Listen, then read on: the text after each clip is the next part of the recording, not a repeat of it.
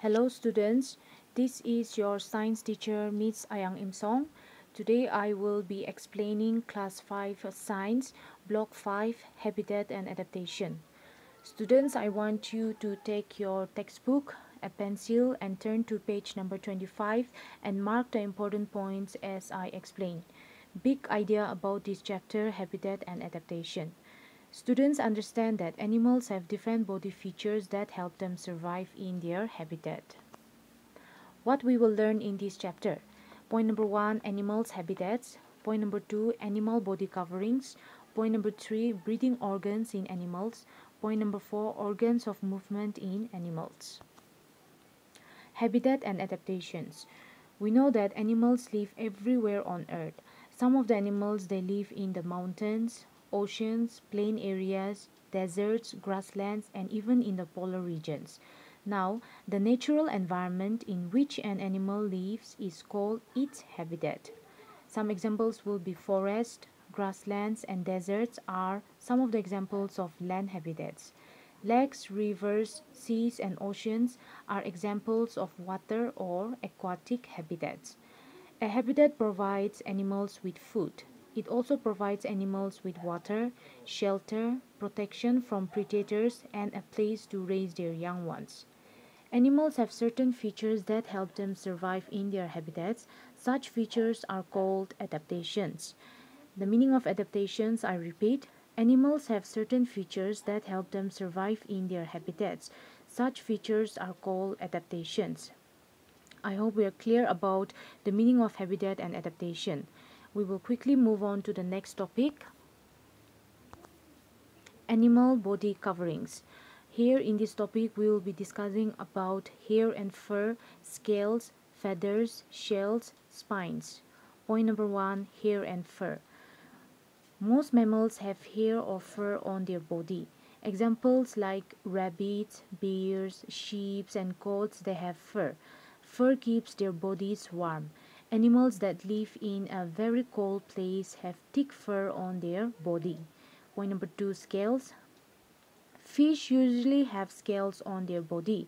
Scales help them live in water. They also protect the fish from any injury or infection. Now again, reptiles like lizards and crocodiles have dry scales on their bodies.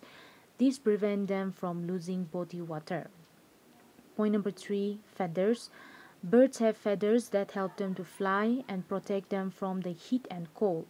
Point number 4, shells. Some animals have hard shells as their body coverings. Now these animals usually stay in or near the water. Some of the examples of animals that has got shells on their bodies are snails, tortoises, turtles, and oysters. They have got hard shells. Now these shells act as a shelter and also protects them from predators. Now the last point, spines. Some animals like porcupines have spines on their bodies. Now when we talk about all these points, it means that it helps an animal's body covering. It can protect it from the weather and also from other predators. It also helps them to keep their body warm. Breathing organs in animals. Now animals have organs that help them to breathe in their own habitats. Now the first one, fish. We know that the fish breathe through their gills.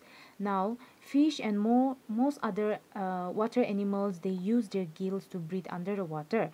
Water has oxygen dissolved in it. When the fish opens its mouth to breathe, the water comes in and bathes the gills. Now the gills absorb the oxygen from the water. This is how the fish, they breathe through the gills inside the water. Insects. Now insects breathe through holes on their body called spiracles. There is a diagram where there is an insect and you can see the tiny holes. Now this is what the spiracle look like. Insects breathe through holes in their body called spiracles.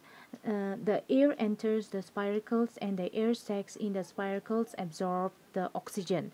Now that is how the insects, they breathe. Mammals. We know that mammals breathe through their lungs. Now there is a diagram of a lungs. Mammals breathe through their lungs. When mammals breathe, air enters the nose and passes through the windpipe to the lungs. The air sacs in the lungs absorb the oxygen from the air. Amphibians. Now, amphibians, they breathe through their skin. Some animals breathe through their skin. Okay, they have a thin and moist skin to help them breathe. Earthworms and amphibians like frogs breathe through their skin. There is a diagram again of a frog, and this is how the frog breathe. Frogs can breathe on land as well as in water. They use their lungs to breathe on land and their skin to breathe under water. Now the next topic, organs of movement in animals. Most animals use their limbs to walk, run or climb. Now many water animals have webbed feet to help them swim in the water. The webbed feet can push away more water so that the animal moves more quickly. Now this is how a webbed feet looks like. Fins. Another organs of movement in animals are fins. Fins, these fishes use their fins to move in water. They have many types of fins and each has a different function to help them move. The third one, wings. We know that birds use their wings to fly. The wings are modified forelimbs. The wings are covered with light feathers, and this is how the birds they used to fly. The last point, flippers. Now this is one very interesting features. Penguins have special wings called flippers which help them swim in the water. Unlike birds, the wings of these flippers, it helps the penguin to fly even inside the water. And some of the insects, they also fly with wings too, but unlike birds, the wings of insects are not covered with feathers. And some other examples will be snakes. They also have scales that cover their entire body. Now snakes move with the help of muscles and scales. Now this is the explanation for this chapter. I hope you all are studying well. Keep in touch with your books, and thank you.